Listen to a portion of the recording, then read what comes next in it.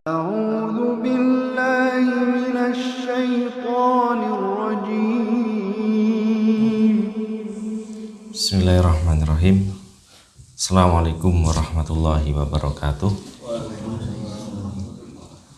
Alhamdulillah, wassalatu wassalamu ala rasulillah wa ala alihi wa ashabihi wa man tabi'ahum bi ihsan ila yaumil qiyamah, amma ba'd.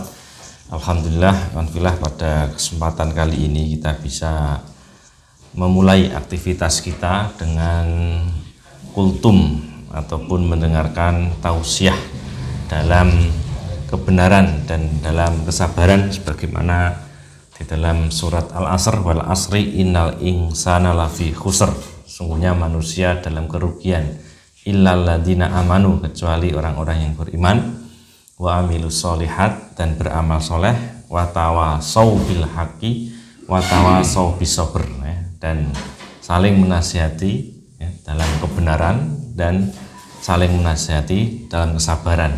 Nah, ini ketika kita saling menasihati, saling memberikan wasiat, nasihat, maka kita tidak termasuk di dalam kerugian.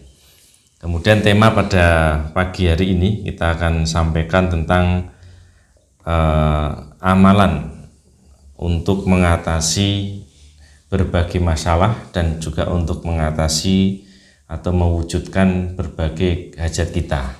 Jadi alhamdulillah kadang dalam hidup kita memiliki banyak masalah, yang punya istri ataupun suami, di situ ada masalah rumah tangga.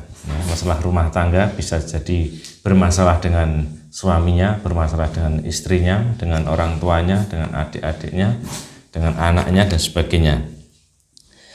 Kalau yang belum punya pasangan, dia juga punya masalah karena ingin punya jodoh. Nah, belum dapat ini kan masalah. Jodohku siapa, itu tanda tanya terus, penasaran terus ya. Nah, itu.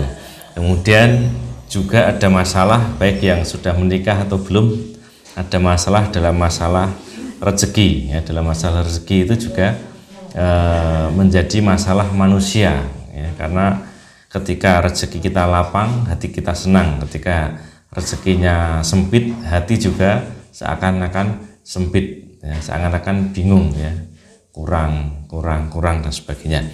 Kemudian juga ada yang punya masalah keturunan, sudah menikah belum punya keturunan, itu juga masalah. Juga seperti orang yang belum bisa meninggalkan dosa, jadi ada dosa yang belum bisa dia tinggalkan. Nah, itu juga masalah. Kemudian punya hutang, kemudian was-was dan sebagainya. Nah, dari berbagai masalah ini, saudara sekalian, ada satu ayat Al-Quran yang ingin kita bacakan dalam kesempatan kali ini, yaitu dalam surat Nuh, ayat 10-12. Di situ Allah berfirman memberikan solusi dari berbagai masalah dan hajat kita. A'udzubillahi minasyaitonirrajim. Faqul tustaghfiru rabbakum innahu kana ghaffara. Maka aku katakan kepada mereka, mohonlah ampun kepada Tuhanmu, sesungguhnya Dia adalah Maha Pengampun. Yursilis samaa alaikum midrara. Niscaya Dia akan mengirimkan hujan kepadamu dengan lebat. Wa yumtitkum bi amwali wa banina wa yaj'al lakum jannati wa yaj'al lakum anhara. Dan membanyakkan harta dan anak-anakmu, dan mengadakan untukmu kebun-kebun, dan mengadakan pula di dalamnya untukmu sungai-sungai. Jadi di sini lantaran dengan istighfar kita diminta ampun, diminta untuk mohon ampun kepada Allah Subhanahu wa taala, maka Allah akan mengirimkan hujan yang lebat.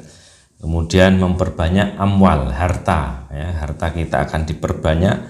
Wabanina, anak-anak kita juga diperbanyak. Wa yaj'al lakum jannati wa yaj'al lakum anhara. Allah akan mengadakan kebun-kebun dan juga kebun yang di situ di dalamnya ada sungai-sungai bagi kita. Nah, ini rahasia dari istighfar. Kemudian satu hadis dalam hadis Abu Dawud, terkait dengan solusi yang juga disampaikan oleh Rasulullah terhadap berbagai masalah problem yang kita hadapi dalam kehidupan sehari-hari. Yaitu an Abdullah bin Abbas, ya, hadis dari Abdullah bin Abbas radhiyallahu anhuma, ya, semoga Allah meridhoi keduanya. Qala, ya, Abdullah bin Abbas berkata, qala Rasulullah sallallahu alaihi wasallam, ya, Rasulullah sallallahu alaihi wasallam bersabda, man lazimal istighfaro, ya, siapa yang rutin, lazima ini rutin, rajin, ya, membaca istighfar. Man lazimal istighfaro, jadi tidak hanya sekali tapi sudah sehari istighfar, sehari tidak. Nah, tidak seperti itu, tapi rutin, ya, tiap hari kita istighfar, bahkan tiap waktu. Man lazimal istighfaro, ja'alallahu lahu min kulli dzikin makhrajan, maka Allah akan menjadikan, ya, kepada orang yang melazimi istighfar, rutin istighfar itu apa? Segala hal yang sempit yang dia rasakan akan dijadikan jalan keluar, ya. Setiap masalah akan diberikan jalan keluar. Wa min kulli hammin farajan, ya. Allah akan angkat semua kesusahannya, ya, dalam hidup. Ketika dia mengalami kesusahan kemudian dia beristighfar, maka akan diangkat itu kesusahannya. Wa razaqahu min haitsu la yahtasib, dan akan didatangkan rezeki dari tempat yang tidak ia disangka-sangka, ya.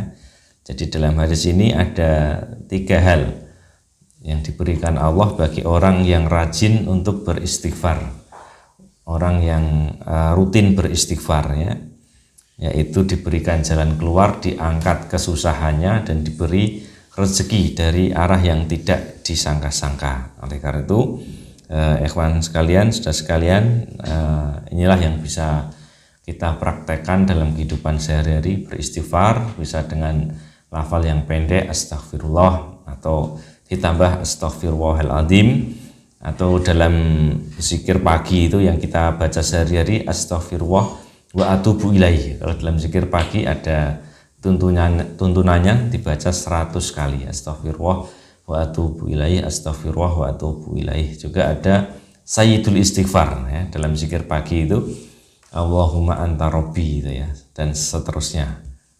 Nah, itu hendaknya kita lazimi terus ketika kita ada waktu luang, waktu senggang, ataupun yang memang bisa kita beristighfar, maka mari kita melazimi, merutinkan membaca istighfar, karena di situ kunci dari segala permasalahan dan hajat kita. Itu yang sedikit yang kita sampaikan, satu hadis dan satu ayat dari Al-Quran, semoga bisa kita amalkan dalam kehidupan sehari-hari. Aqulu qouli hadza astaghfirullah li wa lakum. Assalamualaikum warahmatullahi wabarakatuh.